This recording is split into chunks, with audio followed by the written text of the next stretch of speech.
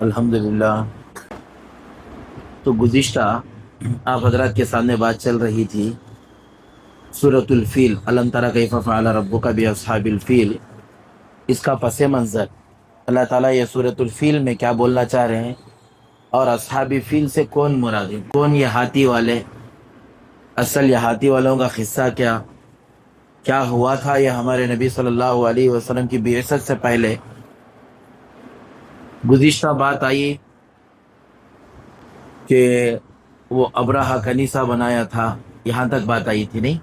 Abraha कनीसा वो गिरजा घर बनाया था, गिरजा घर को गंदगी कर दिया, नौजवान कुरैश का नौजवान जाकर गंदगी कर दिया, अब ये फौज लेकर निकल रहा है। तो असल में अब एक चीज़ यहाँ एक को मालूम करेंगे, अब्राहा जो यहाँ का हाकिम था, बादशाह था अब्राहा, असल में अब्राहा यमन का नहीं था इन्हें, असल में अब्राहा यमन का नहीं था, हबशा का था, हबशा का था।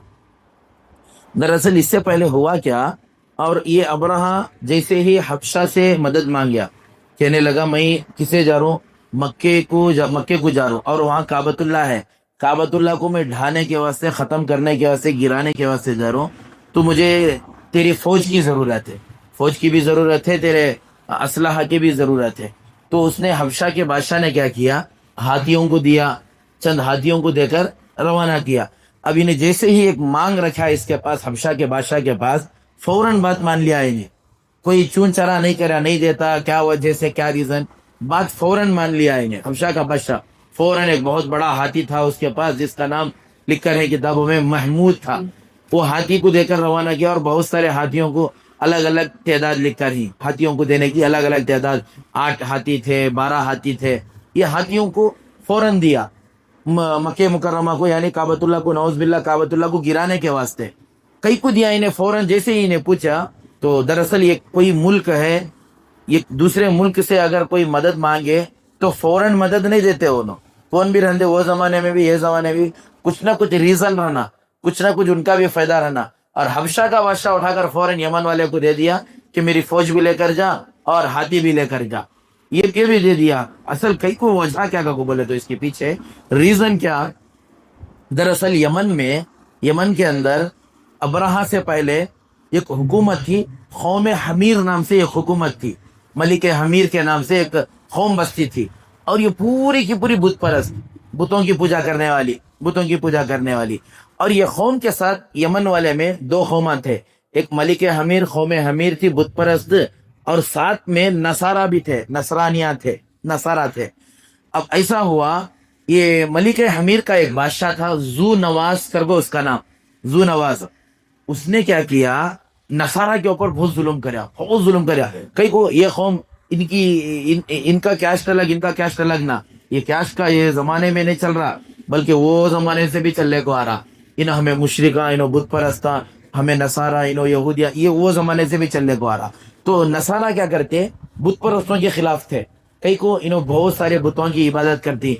उस जमाने में नसारा क्या करते, एक अल्लाह की इबादत करते थे, उन्होंने एक अल्लाह की इबादत करते। तो ये नसारा हक परस्त नसारा थे, झूठे नसारा नहीं, सच्चे नसारा, आज के जैसे नसारा नहीं, सही नसारा थे, नसरानी। इन्हों क्या करते, इनके जब खिलाफ बोलने लगे, ये जू नवाज बादशाह इनके ऊपर जुल्म करने लगा, क्योंकि हुकूमत इसकी थी, जू नवाज बादशाह की हुकूमत थी, नसरानियों की हुकूमत नहीं थी। अब जिसकी हुकूमत है पावर उससे ज्यादा, उन्हें हुकूमत के बलबूते पर आकर नसरानियों के ऊपर जुल्म करते गया, यहाँ तक कि एक बड़ी खंदक खोद डाला, बड़ी खंदक बोलते हैं बहुत बड़े गड्ढे को, एक बहुत बड़ा गड्ढा खोद कर, सूरतुल बुरुज में इसकी तफसीर इंशाअल्लाह मुकम्मल वहाँ तफसीली वाक़या बयान कर दूं। एक बड़ी खंदक खोद कर 20 उसमें नसारा कौम जो थी ना, वो पूरी कौम को खंदक में डाल दिया, पूरी कौम को खंदक में डालकर 20,000 आदमियां थे, 20,000 आदमियों को जला डाला, 20,000 आदमियों को, पूरे के पूरे 20,000 आदमियों को जला दिया। अब इसमें से 2 आदमियां बच गए नसारा के, किसी भी सूरत में भाग को क्या करे, सीधा मुल्क शाम चले गए, मुल्क शाम को गए, मुल्क शाम के बादशाह के सामने जाकर कारगुजारी सुनाने लगे कि हमारे जो कौम के 20,000 आदमियां थे, हमें पूरी कौम हमारी 20,000 आदमियां, पूरी की पूरी कौम को ये खंदक रखकर 20,000 आदमियों को जला दिया। सोचने की बात है, 20,000 आदमियों का तो कितनी बड़ी तादाद, वो बहुत बड़ी तादाद। हमारे गाँव में सिर्फ मुसलमानों की तादाद 5-6 हजार है, تو عیدگاہ میں اگر جم کے تو کتنے آدمیاں نظر آتی ہم کتنے آدمیاں نظر آتی ہم 20,000 آدمیوں کو ایک ہی مرتبہ دال کو جلا، بچے بوڑھے جوان مرد سب کو جلا دیا 20,000 کو. یہ 2 آدمیاں جا کر ملک شام کے بادشاہ کے سامنے جا کر پوری داستان سنانے لگے، ایسا ایسا کر ہے. تو ملک شام کا بادشاہ کیا کیا، ملک شام کو اور یمن کو تھوڑی دور کا فاصلہ ہے، تو وہ حکمت سے کیا کرے، ملک شام کا بادشاہ حبشہ کے بادشاہ کو خط لکھا. خط میں کیا لکھا، پوری داستان لکھا.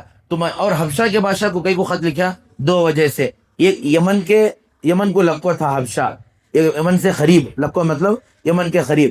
دوسرا حبشہ کا جو بادشاہ تھا نا، انہیں بھی نصرانی تھا. اسے خط میں یہ لکھا، دیکھ تیری قوم کے 20,000 آدمیوں کو یمن والا بادشاہ کیا کر کو ہے، جلا کو خاک کر ڈالا، جلا کو راکھ کر ڈالا. ان کو کیا تو بھی تو ان کی مدد کر تو ان کے واسطے. تو یہ خط لکھا ملک شام والے بادشاہ کا خط. جیسے ہی حبشہ کے بادشاہ کو ملا خط دیکھا تو 2 آدمیوں کو کمانڈر بنایا، ارباد اور ابراہا. اب آیا دیکھو ابراہا کہاں سے آیا، انہیں ابراہا اور ارباد یہ دونوں کو کمانڈر بنا کر ایک فوج دیکھو کیا کرے، یمن کو بھیجا. یمن کو اب انہوں دونوں آ کر یمن میں اینٹ سے اینٹ بجا کو رکھ ڈالے. کس کی، وہ بدلہ لے لے، نصارہ کو جو مارے تھے نا، بدلہ پلٹ کو مل گا ان کی قوم کا، ان کو ان کے ملک کا، ان کا. اب ذو نواز بادشاہ ڈر کو بھاگا، دریا میں ڈوب کو مر گا. مشرک بادشاہ دریا میں ڈوب کو مر گا. اب حکومت کس کی، پھر نصارہ کی حکومت آ گئی. اب نصارہ کی حکومت جیسے ہی ہے، اربات اور ابراہا دونوں حکومت کرنے لگے. اب انہوں پورے یمن کے اوپر حکومت ہے انہوں دونوں. حالانکہ باہر سے آکو یمن والے نہیں، انہوں حبشہ سے آکو یہاں حکومت کر رہی. ابھی کرتے حکومت ان 2 جنے میں پھر لڑی پڑ گئی. کس میں، اربات میں بھی ابراہا میں کمانڈر بن کو جو آئے تھے نا، یہ 2 آدمیاں میں پھر لڑایا ہو گیا. ذرے آدمیاں ابراہا کو ماننے والے، ذرے آدمیاں اربات کو ماننے والے، 2 ڈیوائڈ ہو گئے. جب 2 آدمیاں میں 2 جماعتیں ڈیوائڈ ہو گئے تو پھر ان میں 2 جنے میں لڑایا شروع ہو گئے. ان میں اتنی زبردست لڑی ہوئی اربات کو قتل کر ڈالا ابراہا. جب اربات کو ختم کر ڈالا، اب انہیں پورے یمن کا کنگ بن کو بیٹھ گیا ابراہا. یہاں ظلم کر کو انہیں کیا کریا، ایک بادشاہ بن کر بیٹھ گیا. اب یہ بادشاہت اس کے سر پر اتنی چڑھی تھی، اتنی سوار تھی.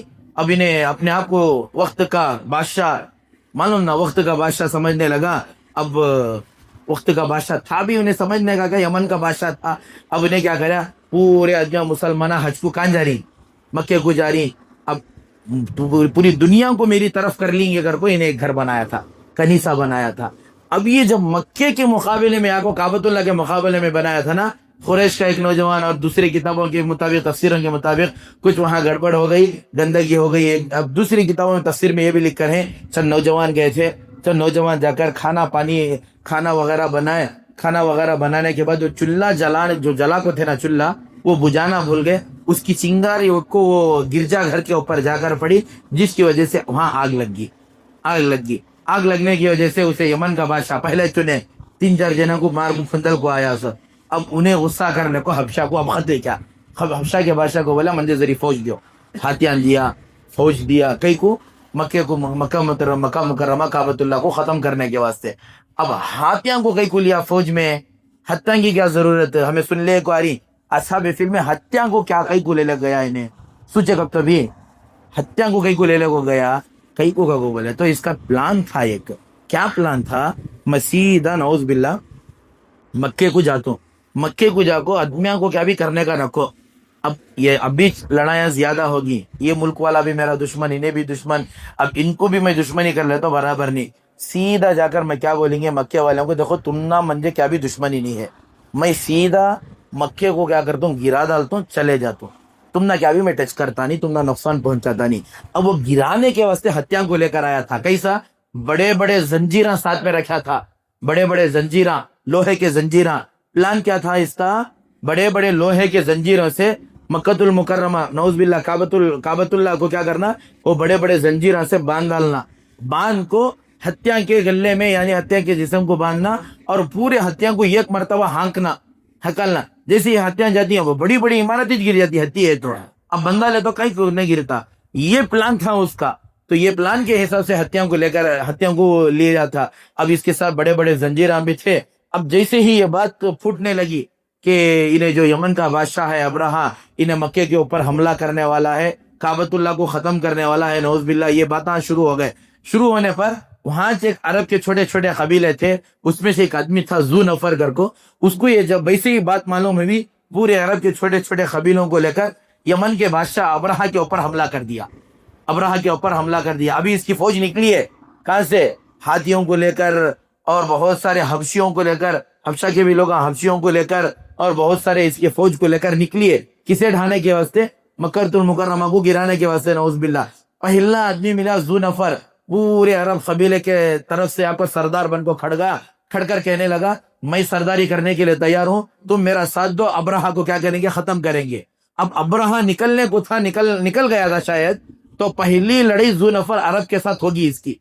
اب اللہ تبارک و تعالیٰ کو یہ منظور نہیں تھا، جس کی وجہ سے جو ذو نفر آدمی تھا عرب کے جو قبیلہ آیا تھا، وہ قبیلہ کیا ہو گیا؟ شکست کھا گیا، ابرہا اس میں کامیاب ہو گیا۔ پھر آگے بڑھا، پھر آگے بڑھ کر ایک قبیلہ ملا، قبیلہ بنو قشعم کے نام سے ایک قبیلہ ملا۔ اب وہ قبیلے کے آدمیاں کیا کریں؟